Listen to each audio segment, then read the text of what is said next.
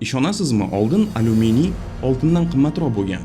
Hozir bo'lsa uni oddiy ichimlik bankasida ko'rasiz, masalan, energetik. Qanday qilib bunaqa keskin o'zgarish bo'ldi?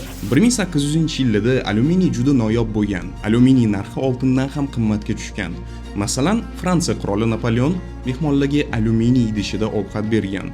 Oltin bo'lsa oddiy mehmonlarga berilgan, chunki o'sha paytda alyuminiyni ajratib olish juda qiyin va qimmat jarayon bo'lgan. Keyin bo'lsa 1886-yilda yangi texnologiya chiqdi, elektroliz.